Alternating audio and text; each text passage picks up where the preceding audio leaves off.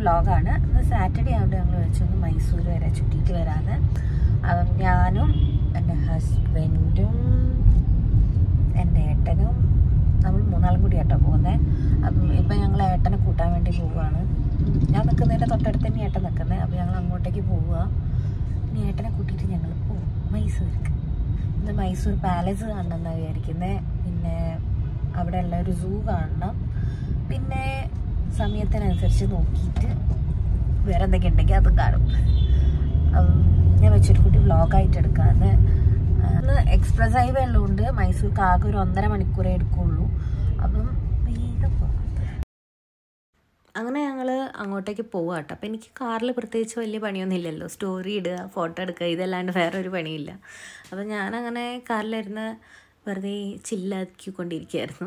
അങ്ങനെ നമ്മൾ മൈസൂർ പാലസിൽ എത്തിയപ്പോൾ എന്താണെന്ന് വെച്ചാൽ നമ്മൾ പോയതൊരു ശനിയാഴ്ചയായിരുന്നു.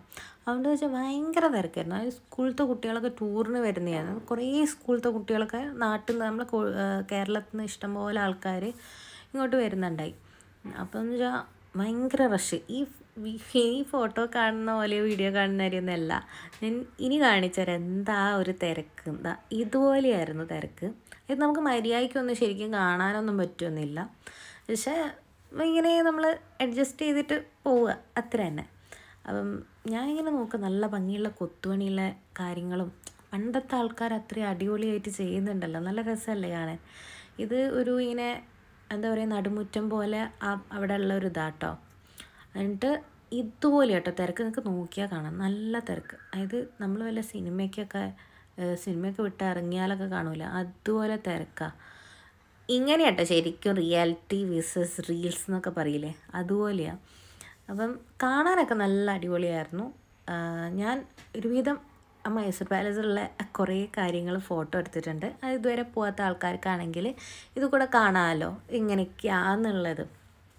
ആ രീതിയിൽ കാണുമ്പോൾ നല്ല രസമുണ്ട്. നമ്മൾ സിനിമയിലൊക്കെ മറ്റേ മണിച്ചിത്രത്താഴിലൊക്കെ ഉള്ള പോലത്തെ ഒരു ഡാൻസ് കളിക്കുന്നൊരു പോർഷനില്ലേ, അതുപോലത്തെ ഒരു സ്ഥലമൊക്കെ പോലെ നല്ല രസമുണ്ട്. ശരിക്കും എടുത്തുനിന്ന് കാണുമ്പോൾ നമുക്ക് ആ ഒരു കൊത്തുപണി അല്ലെങ്കിൽ ആ ഒരു ഡിസൈനൊക്കെ കാണുമ്പോൾ തന്നെ നല്ല ഒരു അടിപൊളിയാണ്. പിന്നെ നമ്മൾ അതിൻ്റെ പുറത്തേക്ക് ഇറങ്ങിട്ടോ, നമ്മൾ ചുറ്റിയിട്ട് വന്നു. അപ്പം ഇതാട്ടോ ഏട്ടൻ. അങ്ങനെ ഞങ്ങൾ എന്താ പറയുക, പുറമേ നിന്നുള്ള ആ ഒരു ലുക്ക് ഉണ്ടല്ലോ, അതൊക്കെ എടുക്കുന്നതായിരുന്നു. അപ്പോൾ പുറമേ നിന്ന് ഇങ്ങനെ കേട്ടോ കാണാൻ വേണ്ടിയിട്ട് നല്ല രസമാണ് കാണാൻ. അതിനുശേഷം ഞങ്ങൾ എന്താ ചെയ്തത് വെച്ചാൽ ഒരു മോളിൽ പോയി, മൈസൂരിലുള്ള നമുക്ക് ഫുഡൊക്കെ കഴിക്കാൻ വേണ്ടിയിട്ട് വാഷ്റൂമിലൊക്കെ പോകണമല്ലോ. അപ്പോൾ ഞങ്ങൾ സബ്വേന്നും KFC ന്നും കേട്ടോ ഫുഡ് വാങ്ങിയിട്ട് കഴിച്ചിട്ടുണ്ടായേ.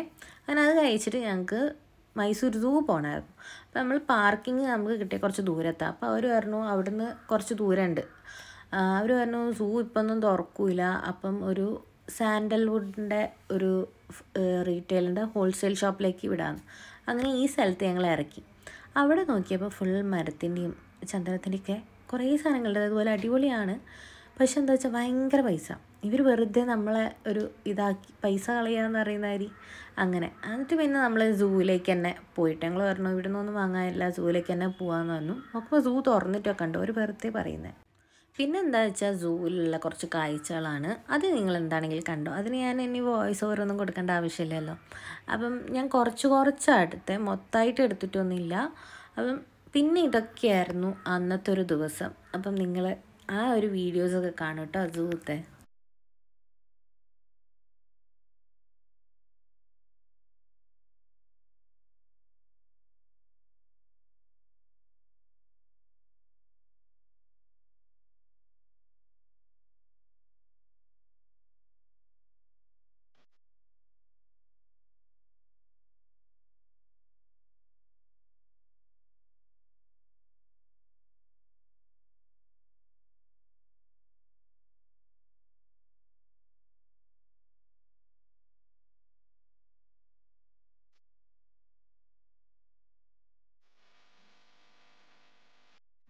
അങ്ങനെ സൂവിലൊക്കെ കണ്ടു കഴിഞ്ഞതിന് ശേഷം ഞങ്ങൾ പാർക്കിങ്ങിൻ്റെ സ്ഥലത്തേക്ക് തന്നെ പോകണമല്ലോ.